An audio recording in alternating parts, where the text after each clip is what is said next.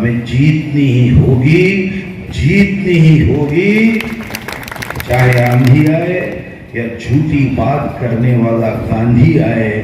जीतेगा विधायक सिर्फ भारतीय जनता पार्टी का, विकास के कमल वाला।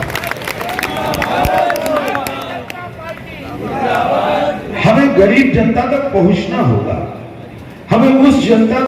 पूर्व विधायक राज्य मंत्री रंजना बघेल ने कहा कि इस विधानसभा में गंधवानी विधानसभा चुनाव में भारतीय जनता पार्टी का ही विधायक बनेगा और गंधवानी विधानसभा क्षेत्र की जनता को मिलेगी कई सौगातें। गंधवानी मंडी प्रांगण में केंद्र सरकार के 9 वर्ष पूर्ण होने पर भारतीय जनता पार्टी ने एक आम सभा की। गंधवानी विधानसभा स्तरीय कार्यकर्ता सम्मेलन भारतीय जनता पार्टी के महाराष्ट्र के राज्य मंत्री सुधीर मुनगंटीवार गंधवानी ने भारतीय जनता पार्टी के कार्यकर्ताओं को संबोधित किया और उन्होंने राहुल गांधी, सोनिया गांधी और प्रियंका गांधी को आड़े हाथों लिया। केंद्र में सरकार के 9 वर्ष पूर्ण होने पर उन्होंने केंद्र सरकार की योजनाओं का लाभ गिनाया। इस मौके पर क्षेत्रीय सांसद छतर सिंह दरबार, मध्य प्रदेश के राज्य मंत्री राजवर्धन दत्तीगांव, धार जिला जनपद अध्यक्ष सरदार सिंह मेड़ा, भाजपा जिला अध्यक्ष मनोज सोमानी, मनावर पूर्व विधायक और राज्य मंत्री रंजना बघेल, कंधवानी मंडल अध्यक्ष मोहन मुलेवा, सभी कार्यकर्ताओं का आभार करण सिंह रावत ने माना। बीबीसी एक्सप्रेस की विशेष रिपोर्ट, हारून खत्री, गंधवानी। पहुंचे थे सर, क्या जिम्मेदारी दी गई आपको, चूंकि ये जो किला है ये कांग्रेस के हाथों में ही रहा जब से परिसीमन के बाद से गंधवानी विधानसभा। ऐसा है, एक जमाने में देश पूरा किला था। माननीय मोदी जी का जब तूफान आया तो ये किले जो पुराने हुए, जैसे दवाई होती है, एक्सपायरी डेट के बाद उस दवाई का कोई प्रभाव नहीं होता है, वैसे इस पार्टी 1885 में बनी और राहुल गांधी जी के मार्गदर्शन में 2014 में इसका प्रभाव कम होना शुरू हो गया।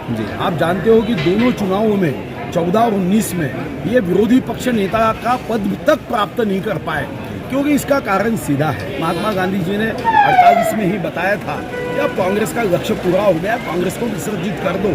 हमें सत्ता के लिए हमारे पार्टी का जन्म नहीं हुआ है, हमारे पार्टी का जन्म सत्य के लिए हुआ है, मगर इन्हें सत्ता के मोह ने उस महात्मा गांधी के विचारों को पीठ दिखाने का काम दिया और उसका नतीजा अब कांग्रेस देख रही है।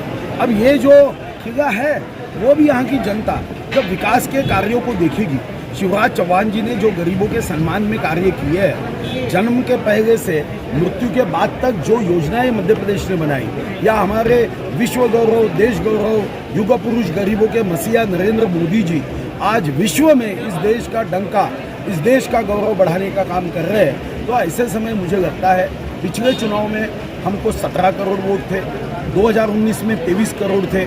मुझे विश्वास है अब इसमें और वोट बढ़ेंगे और 20 राज्यों से कांग्रेस का सफाया हुआ था और 17 राज्यों में भारतीय जनता पार्टी को 50% से ज़्यादा वोट मिले। जब भी चुनाव होंगे तो जनता माननीय मोदी जी का जो संकल्प है वैभवशाली राष्ट्र का, सांस्कृतिक, आध्यात्मिक, आर्थिक और सामाजिक चारों क्षेत्र में मेरा भारत गति से आगे बढ़ सकता है और वो शक्ति हमारे भारत के पास है। इसके पहले 4वीं सदी में जब चाइनीज टूरिस्ट आया था, उन्होंने लिखा है कि ये भारत कितना वैभवशाली राष्ट्र है। अंग्रेजों ने लिखा है और इसलिए गीत बना है कि सोने की चिड़िया, दूध की नदियाँ बहने वाला देश। यह अपनी एक परिकल्पना नहीं है, यह हमारी शक्ति रही है। इस शक्ति को जगाने का काम जब मोदी जी कह रहे हैं, तो हमें 8 दिन मध्य प्रदेश का दौरा दिया था, 4 लोकसभाएं दी थी।